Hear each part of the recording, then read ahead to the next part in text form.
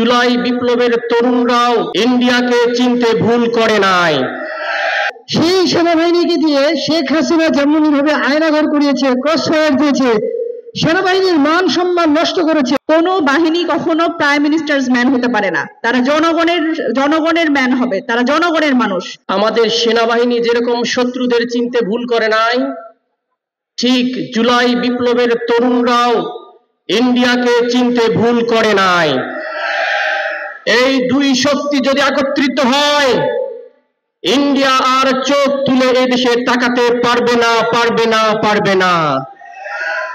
ইনকিলাব জিন্দাবাদ। আমাদের একটাই কথা, সেটা হচ্ছে আমাদের কিন্তু এখনো লড়াই শুরু হয়নি।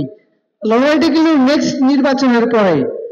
যেই সেনাবাহিনী জনগণের আস্থা ও বিশ্বাসের জায়গা, সেই সেনাবাহিনীকে দিয়ে শেখ হাসিনা যেমনভাবে আয়নাঘর করিয়েছে, ক্রসফায়ার দিয়েছে, সেনাবাহিনীর মান সম্মান নষ্ট করেছে। আগামী দিনে যাতে বাংলাদেশে কেউ যাতে সেনাবাহিনীকে রাজনৈতিক কাজে ব্যবহার করতে না পারে, সেটা আপনাদেরকে নিশ্চিত করতে হবে। আমরা যদি আগামী নির্বাচনে কোনো কারণে বিরোধী হই, আমরা রাজপথে যখন আন্দোলন করব, তখন যাতে আমাদের উপর গুলি চালাতে কেউ না পারে, সেই দায়িত্ব সেটি নিশ্চিত করার দায়িত্ব কার হাত নেবেন? আপনারা কি তখন সেটা পারবেন? এবং আগামী নির্বাচনের পরে এবং ছাত্ররা যতদিন বাংলাদেশে লড়াই করে যাবে, সেই লড়াই পর্যন্ত আপনাদেরকে আমরা পাশে চাই। আজকে আমাদের শুরু হলো আগামীর বাংলাদেশ। আপনাদের সাথে আমরা একসাথে বাংলাদেশ বিনির্মাণ করবো ইনশাআল্লাহ। ইনকিলাব জিন্দাবাদ, বাংলাদেশ জিন্দাবাদ। আসসালামু আলাইকুম। একটা বাহিনী কিভাবে করে অল প্রাইম মিনিস্টার্স ম্যান হয়ে যায়? কোন বাহিনী কি কখনো প্রাইম মিনিস্টার্স ম্যান হয়? বলেন। কোনো বাহিনী কখনো প্রাইম মিনিস্টার্স ম্যান হতে পারে না, তারা জনগণের ম্যান হবে, তারা জনগণের মানুষ। জনগণ এবং দেশের সার্বভৌমত্ব রক্ষা করার জন্য তারা কাজ করবে।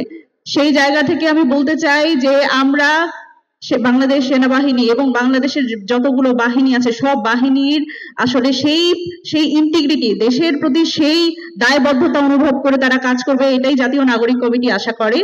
এবং আমরা আজকে যেই একটা সম্মিলন হলো, আমাদের যে সম্পর্কের একটা জায়গা তৈরি হলো, এই সম্পর্কের জায়গা আমাদের অব্যাহত থাকবে বলে আমি আশা করি। এবং আমরা চাইবো আগামীতে আপনাদের সাথে একসাথে কাঁধে কাঁধ মিলিয়ে, যে আমাদের যেই আমরা বলছি আমাদের এটা অভ্যুত্থান, কিন্তু আমাদের এটা একটা বিপ্লব কিন্তু আমাদের চলমান।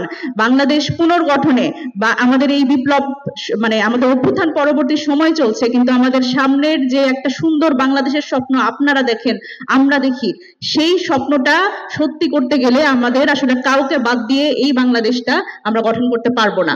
সুতরাং আমাদের একসাথে কাজ করতে হবে। এখন আমরা যেটা বলছি, এটা ঐক্যের সময়, আমাদের সকলকে একসাথে কাজ করে সামনের দিকে আমাদের দেশটাকে এগিয়ে নিয়ে যেতে হবে। আমি চাই সেই লক্ষ্যে আমরা একসাথে জাতীয় নাগরিক কমিটির সাথে আপনারা সহ আমরা সকলে কাজ করব।